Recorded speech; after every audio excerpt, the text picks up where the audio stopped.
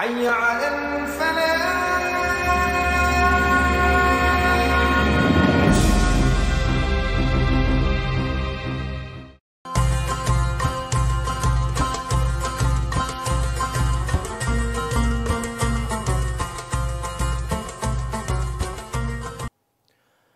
Bismillahirrahmanirrahim.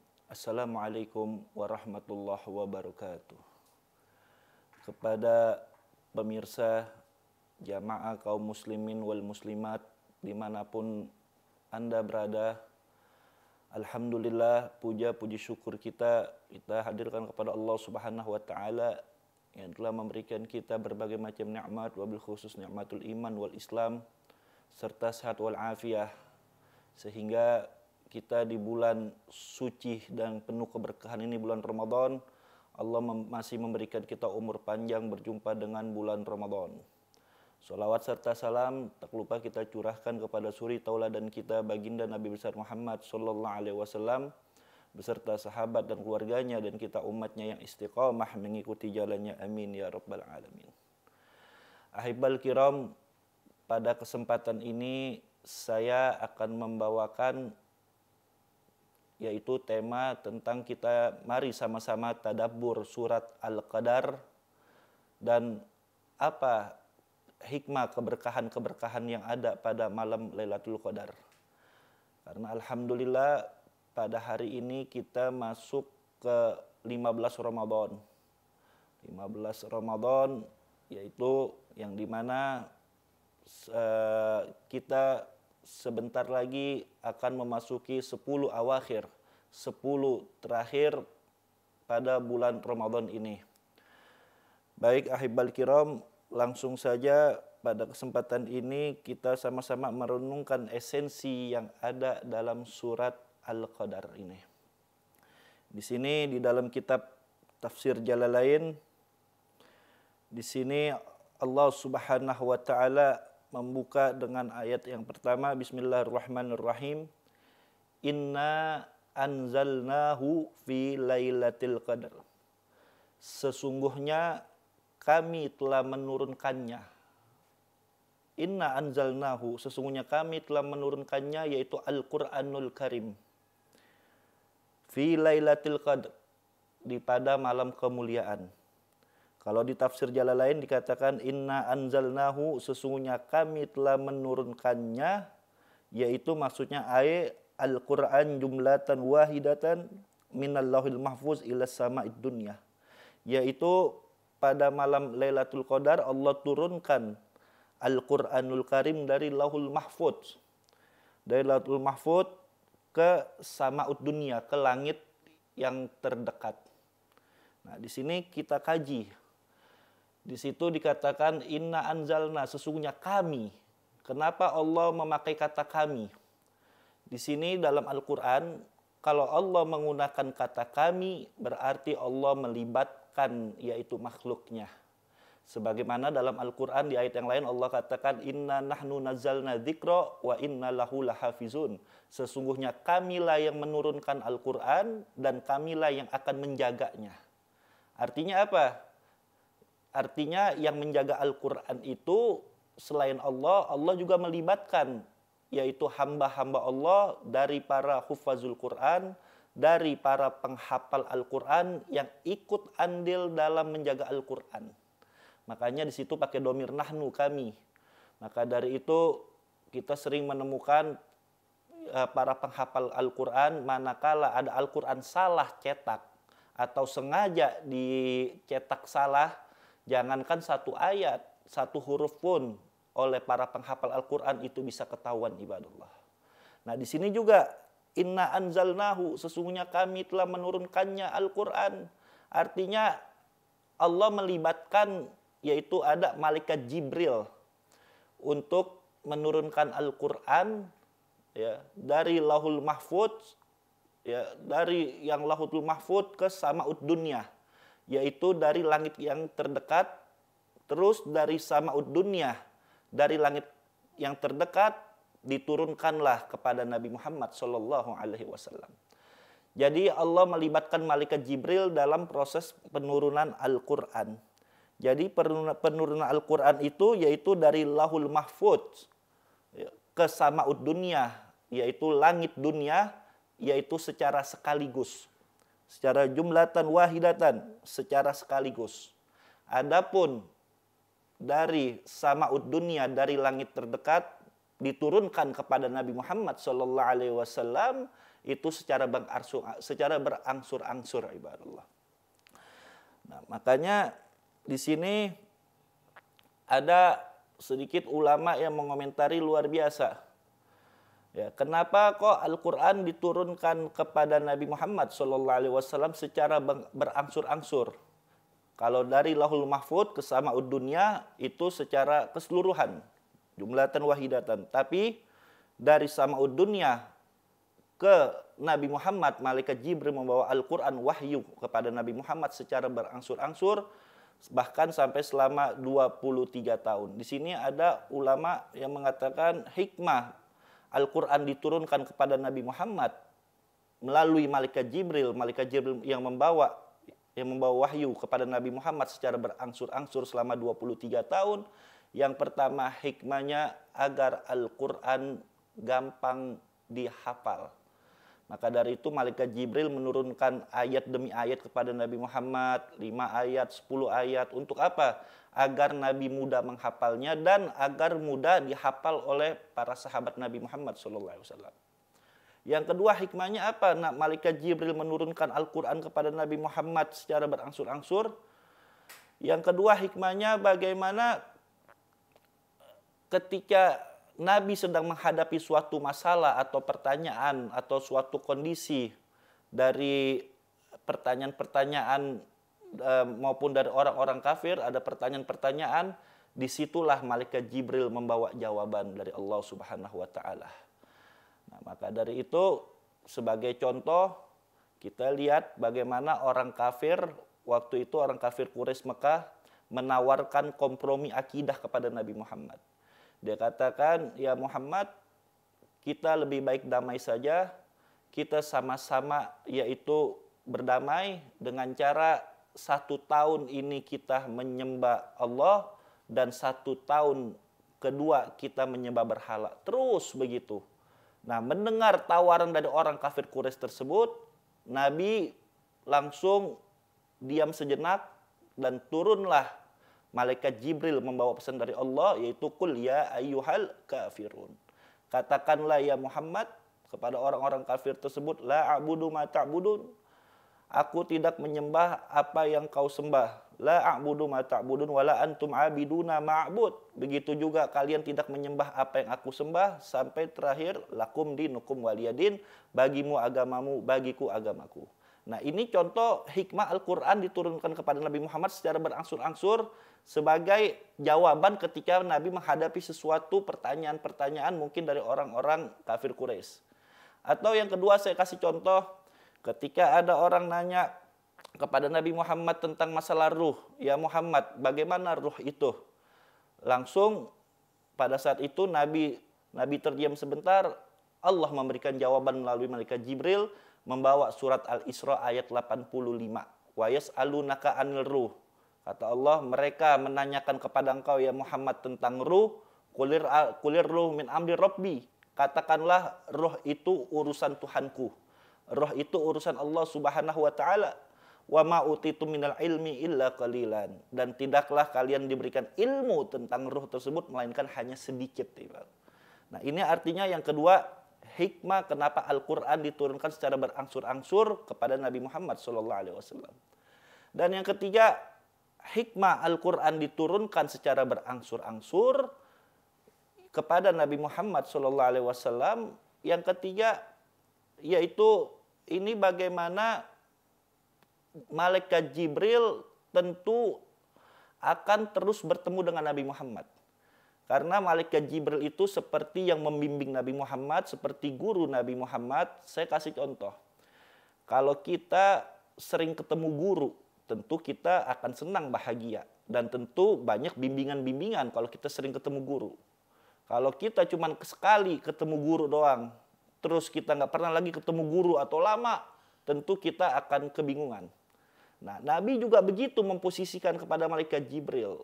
Selama 23 tahun, Nabi sering berkomunikasi dengan malaikat Jibril, yang dimana tentu Nabi sangat gembira dengan hadirnya malaikat Jibril yang memberikan motivasi, semangat, dorongan dalam berdakwah kepada Nabi Muhammad SAW. Nah, itu ada 3 hikmah kenapa Al-Quran diturunkan secara berangsur-angsur dari sama'ud dunya kepada Nabi Muhammad SAW. Terus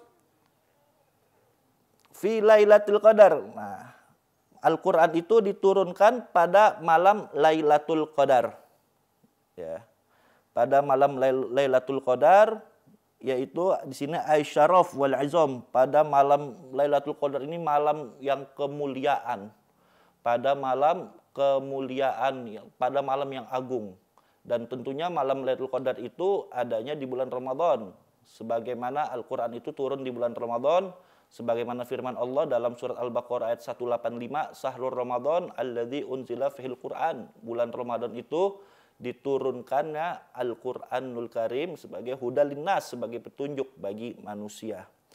Nah, malam Lailatul Qadar yaitu malam yang penuh dengan kemuliaan. Di sini ada tiga arti tentang makna Al-Qadar. Al-Qadar itu yang pertama artinya kemuliaan. Artinya Al-Quran turun pada malam kemuliaan Al-Qadar. Nah, sebagaimana kalau kita lihat firman Allah dalam Al-Quran surat Al-An'am ayat 91, di situ wa ma qadarullah haqqa qadrihi. Wa ma qadarullah haqqa qadrihi. Mereka itu tidak memuliakan Allah. Mereka itu tidak memuliakan Allah dengan kemuliaan. Ya. Artinya mereka orang kafir atau orang-orang yang jauh dari Allah, itu mereka tidak memuliakan Allah. Nah, sini ada kata qadar, artinya kemuliaan. Atau yang kedua, al-qadar itu bermakna sempit. Ya. Maksudnya apa bermakna sempit? Karena saking banyaknya malaikat yang turun ke bumi ini, seakan-akan bumi menjadi sempit. Makanya di ayat selanjutnya Allah katakan tanazzalul malaikatu. Turun malaikat, dengan banyak malaikat, sini jamak, banyak malaikat. Jadi al-qadar itu artinya bisa diartikan sempit. Kalau kita lihat ayat yang lain dalam Al-Qur'an dalam surat Ar-Ra'd ayat 26, di situ dikatakan Allahu yabsutu rizqa liman yasha. Allah yang melapangkan rezeki bagi yang dikehendaki, wayaqdiru, dan Allah juga yang menyempitkan rezeki. Allahu yabsutu rizqa liman yasha wa yaqdiru. Allah yang melapangkan rezeki dan menyempitkan. Jadi kata qadar itu bisa bermakna sempit. Tapi di sini makna sempit di sini artinya bumi menjadi sempit karena banyaknya malaikat yang turun ke bumi Allah Subhanahu wa taala, ke bumi ini. Yang ketiga, makna al-qadar ini artinya bisa ketetapan. Ya, artinya bisa ketetapan karena kenapa? Karena di malam itu Allah Subhanahu wa taala menetapkan ketentuan bagi hamba-hamba Allah Subhanahu wa taala. Nah, nanti kita bahas ada yaitu ayatnya. Ya, ada ayatnya nanti kita bahas. Inna anzalnahu fi lailatul qadr. Wa ma adraka ma lailatul qadr. Tahukah engkau apa itu malam Lailatul Qadar? Ya. Di sini dikatakan a'lamaka ya Muhammad. Tahukah engkau apa malam Lailatul Qadar itu? Nah, di sini ya, wa ma adraka. Kalau ada kata adroka itu digunakan Al-Qur'an sebagai bentuk pertanyaan yang dimana akal kita ini nggak sampai ke situ. Ya, karena sesuatu tersebut penuh dengan luar biasa. Kayak contoh al-qari'ah, mal qari'ah, wa ma adra kamal qari'ah. Ya, tahukah engkau tentang hari kiamat? Ya, tentu hari kiamat itu sangat dahsyat yang belum pernah terbesit dalam pikiran kita.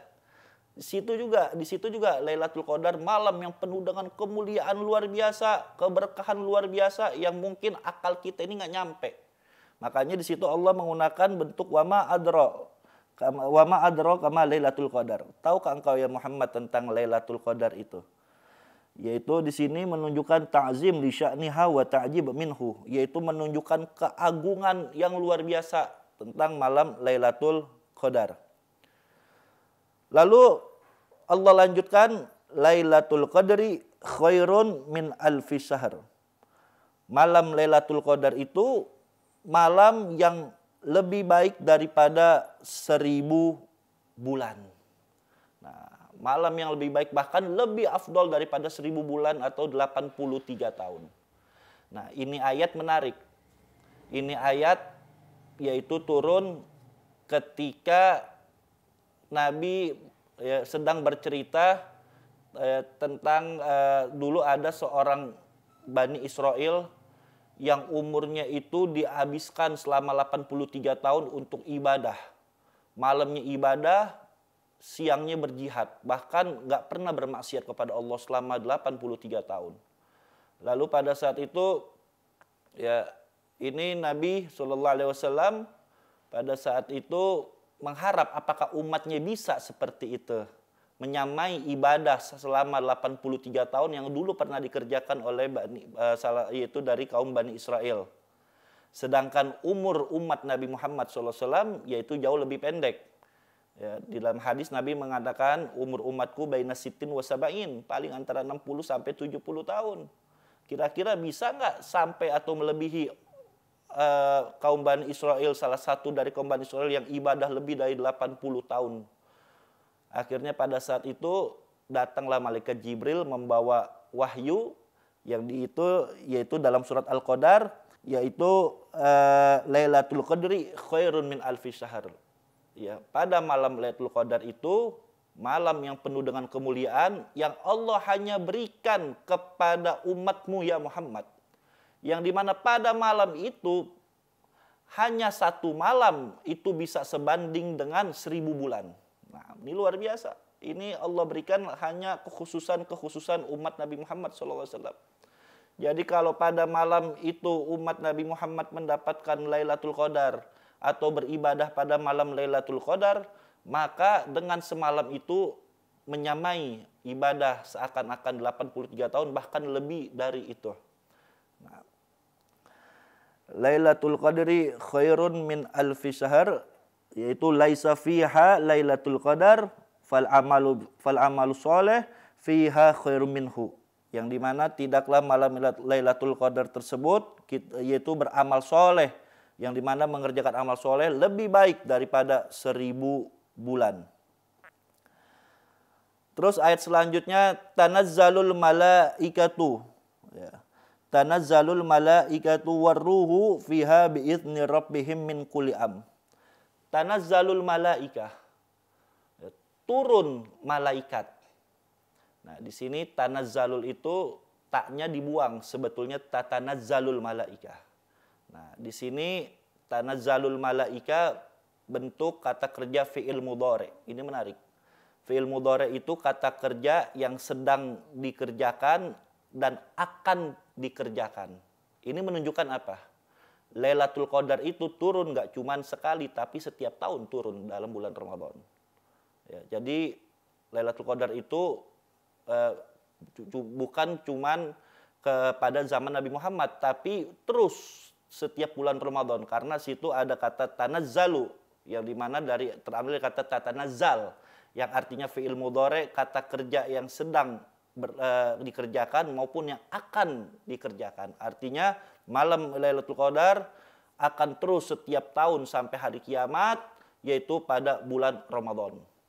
Nah, tanazzalul malaika, maka turunlah malaikatnya banyak yang turun.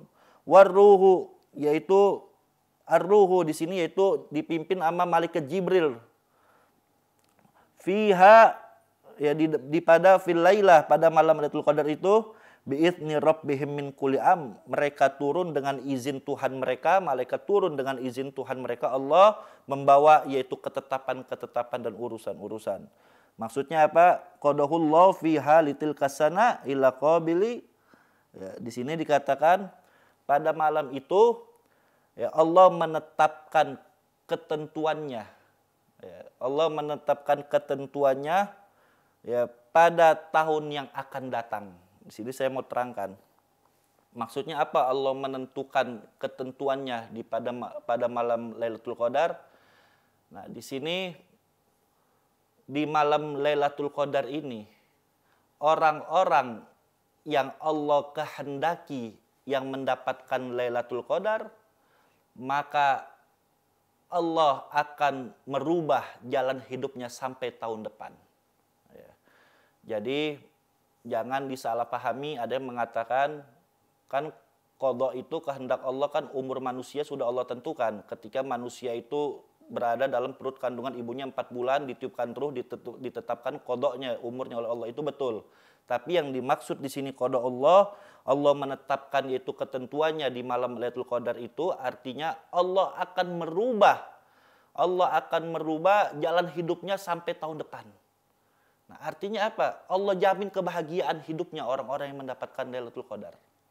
Karena Lailatul Qadar itu malam yang Allah turunkan rahmat. Allah Subhanahu wa taala menurunkan rahmatnya dengan apa? Dengan Allah turunkan malaikat-malaikat. Allah turunkan malaikat-malaikatnya, dan malaikat-malaikatnya inilah yang membawa rahmat kepada orang-orang hamba-hamba Allah yang Allah kehendaki. Jadi kalau orang yang Allah kehendaki dapat Lailatul Qadar, maka dia akan didoakan oleh malaikat. Ya, artinya mereka mendapatkan rahmat dari Allah dengan perantara malaikat. Saya kasih contoh begini. Ada seorang pemuda belum menikah. Ya, terus pemuda tersebut kenal sama perempuan calon istrinya. Nah, ketika dia menikah, tentu jalan hidupnya berbeda dari dia sudah menikah maupun dari yang sebelum menikah. Nah, ini juga manusia ini, kalau hamba Allah yang Allah kehendaki dia dapat Lailatul Qadar, maka Allah akan rubah jalan hidupnya selama 1 tahun dengan Allah berikan rahmat yang ada pada malaikat tersebut. Malaikat tersebut mendoakan hamba-hamba Allah, ibadallah. Nah, makanya tentu nggak gampang kita dapat Lailatul Qadar. Ya, makanya ciri-ciri Lailatul Qadar itu apa sih? Apa sih ciri-cirinya orang yang dapat Lailatul Qadar? Ya, ciri-ciri orang yang mendapatkan Lailatul Qadar itu bagaimana ketika dia habis bulan Ramadan bertambah amal solehnya. Bertambah amal solehnya, hatinya tenang, selalu membawa ketenangan, tidak kotor, hatinya selalu bersih, dimanapun dia berada dia membawa ketenangan, tidak benci, tidak menzolimi orang lain, amal ibadahnya terus ditingkatkan. Nah, itu tanda-tanda orang mendapatkan Lailatul Qadar. Ya. Nah, tentunya pengen dapat Lailatul Qadar itu nggak gampang. Walaupun dalam hadis Nabi mengatakan carilah malam Lailatul Qadar itu di 10 akhir, di malam ganjil, malam 21, 23, 25, 27, 29. Terus orang dengan gampang, sudahlah ibadahnya kita tingkatkan pas 10 terakhir, bukan begitu. Nah, saya kasih contoh begini. Ada tamu istimewa yang mau datang. Ya. Ada tamu istimewa yang mau datang. Banyak orang yang mau menyambut ini tamu istimewa. Tapi tentu tamu tersebut akan melihat mana sih di antara mereka yang siap untuk menjemputnya. Mana sih di antara mereka yang siap untuk menjemputnya, yang siap untuk menerima kedatangannya. Begitu juga ya ikhwan Lailatul Qadar. Allah lihat, oh si fulan ini sudah siap nih menerimanya, dia dapat Lailatul Qadar. Oh si fulan kayaknya belum siap, mungkin tahun ini dia kagak, mungkin tahun depan atau tahun depannya. Oh si fulan mungkin dapat, Allah kehendaki dia dapat Lailatul Qadar. Makanya kalau kita ingin mendapatkan Lailatul Qadar, kita persiapkan bahkan dari sebelum Ramadan. Dari masuk bulan Rajab kita siapkan ibadah kita tingkatkan ibadah kita tingkatkan kualitas iman dan takwa kita. Bahkan ulama-ulama terdahulu itu mempersiapkan bulan Ramadan 6 bulan sebelum Ramadan dia udah persiapkan. Nah, kalau kita pengen persiapkan ibadahnya kita tingkatkan cuma 10 akhir doang. Nah, itu jadi kita jangan salah paham ya ikhwan. Dan yang terakhir di sini Allah tutup salamun hiya hatta matla'il fajr. Ya. Artinya Pada malam itu yaitu penuh dengan salamun hiya hatta matla'il fajar, yaitu penuh dengan kedamaian. Ya, penuh dengan kedamaian ya, hatta matla'il fajar, hingga terbit fajar. Fajar di sini artinya yaitu hingga terbit subuh. Jadi batas Lailatul Qadar itu sampai subuh. Salamun hiya, yaitu di sini khobarun muqaddamun. Itu bentuk kata khobar yang didahulukan, wa mubtadaun, dan mubtada muakhirnya yaitu hatta matla'il fajar. Nah, hingga terbit fajar. Nah, di sini dalam tafsir yang lain dikatakan ju'ilat salaman likathratis salam fiha minal malaika la tamurru bi mu'minin wala mu'minatin illa salamat alaih. Ya, tidaklah malaikat itu ya, yaitu malam penuh dengan ketenangan, kesejahteraan yang banyak. Tidaklah malaikat itu melewati orang-orang mukmin dan mukminat illa salamat alaih, kecuali malaikat tersebut memberikan salam kepadanya. Tuh. La tamurru bi mu'minin wala mu'minatin illa salamat alaih. Tidaklah pada malam itu malaikat melewati hamba-hamba Allah, mereka memberikan salam baik orang mukmin maupun mukminat. Artinya ketika hamba Allah ada yang ibadah, malaikat memberikan salam. Ketika ada hamba Allah yang zikir, malaikat memberikan salam. Siapakah orang-orang yang diberikan salam oleh malaikat? Mereka dari hamba-hamba Allah yang bertakwa, yang menghidupkan pada malam tersebut. Bahkan dari awal Ramadan dia hidupkan malam Lailatul Qadar, itulah yang mendapatkan yaitu salam dari malaikat dan mendapatkan yaitu ketenangan, kesejahteraan dan sebagainya. Nah, kesimpulannya di hikmah dari malam Lailatul Qadar tersebut, yuk kita sama-sama kita persiapkan diri kita untuk kita bisa mampu menyambut malam Lailatul Qadar. Ya, dari awal Ramadan sampai akhir kita tingkatkan ibadah kita kepada Allah dengan zikir, bahkan juga dengan tolabul ilm, dengan menuntut ilmu, dengan kita betul-betul banyak tilawatil Quran. Itu tandanya kita siap untuk menyambut tamu yang mulia ini, yaitu Lailatul Qadar. Dan Allah kehendaki kita, Allah meridhoi kita agar kita juga mendapatkan keberkahan dari malam Lailatul Qadar. Sekali lagi sebagai penutup, orang yang mendapatkan Lailatul Qadar itu mereka-mereka yang ketika Ramadan usai, mereka-mereka meningkatkan amal takwanya, ada perubahan dalam amal takwanya, ada hatinya penuh dengan ketenangan, kebersihan, ya, hatinya ini dipenuhi dengan bisikan-bisikan malaikat. Makanya Nabi mengatakan manusia itu dalam hatinya ada lammal malaika, dorongan malaikat, atau bisa juga lamau syaiton, dorongan syaiton. Nah, kita ini, hati kita ini dorongan malaikat atau dorongan syaiton. Tentunya yang kita pakai maunya dorongan dari malaikat ya. Nah, dan malam Lailatul Qadar tersebut, orang yang mendapatkan Lailatul Qadar tersebut selain hatinya bersih, hatinya tenang, ibadahnya juga ditingkatkan, tentunya dia bisa menjadi orang-orang yang bermanfaat bagi hamba-hamba Allah Subhanahu wa Ta'ala.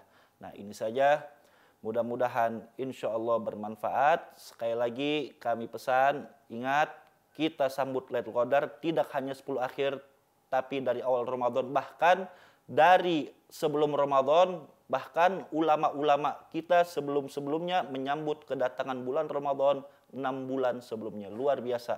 Nah, ini saja, lebih kurangnya mohon maaf. Al-afu minkum. Assalamualaikum warahmatullahi wabarakatuh.